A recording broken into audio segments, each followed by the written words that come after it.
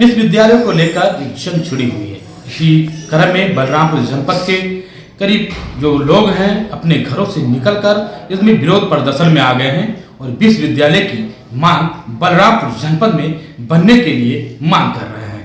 इसी के साथ हमारे साथ आज शिमल के कॉलेज के हिंदी डिपार्टमेंट के जो प्रोफेसर हैं, जो प्रकाश चंद्र गिरी जी हैं, मैं इनसे जानने की कोशिश करूंगा कि इसके बारे में कुछ बताएं लोगों को।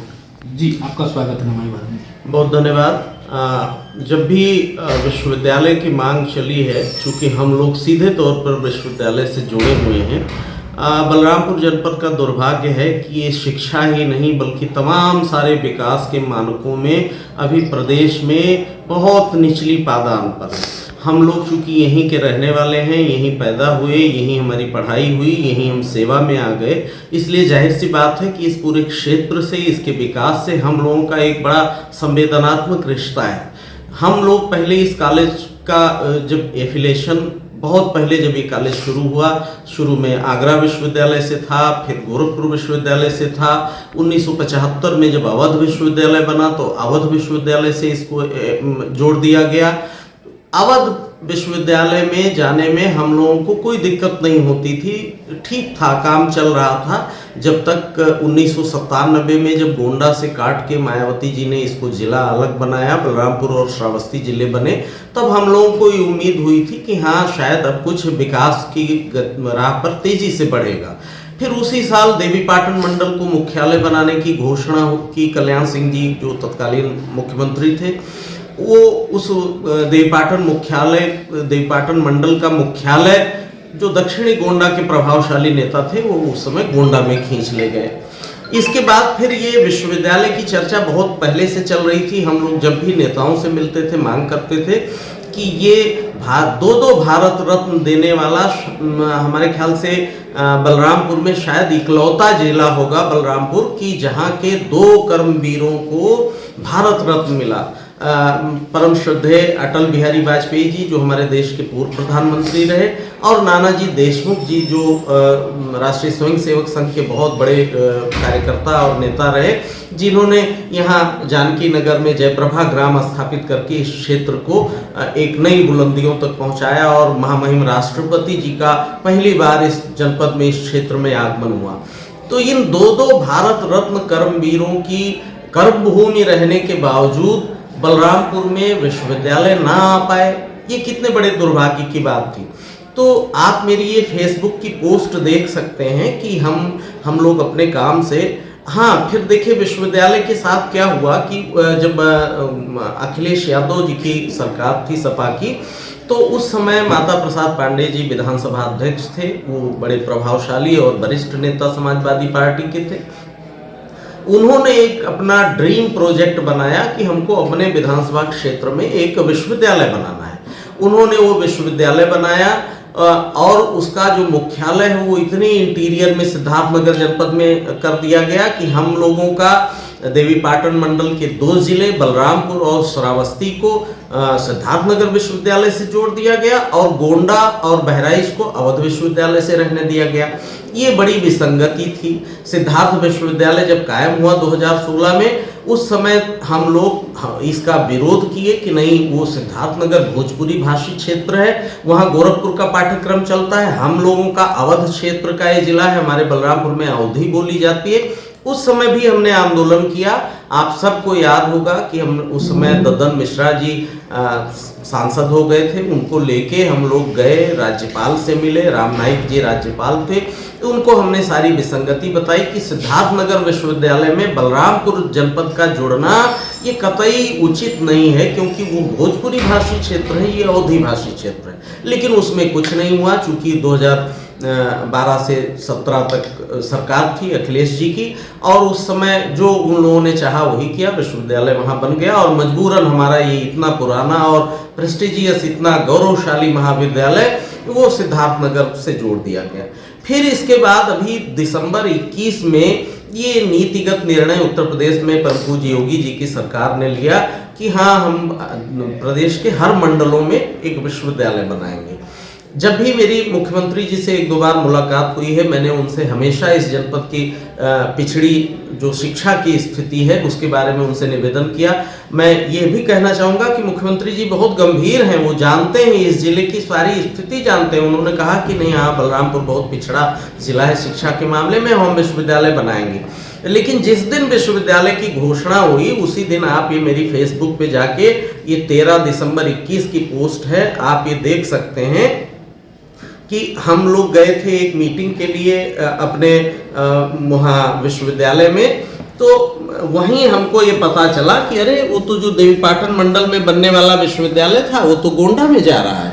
वहीं हमने ये अखबार में न्यूज़ पढ़ी और हम लोग वहीं से प्रण किए कि अभी लौट के इस पे तत्काल इसके लिए कुछ हमको प्रयास करना है। फिर मैं वहीं देवीपाटन से लौटते ही सीधे यूनिवर्सिटी से लौट के मैं सीधे देवीपाटन महंत जी के पास गया, जो तुलसीपुर के विधायक हैं कैलाशनाथ जी, वो भी संयोग से मिल गए, उनको साथ लेके गया। और फिर मैंने उनके माध्यम से मिथिलेश नाथ योगी जी के माध्यम से एक ज्ञापन दिया। ये 13 दिसंबर 21 की बात है।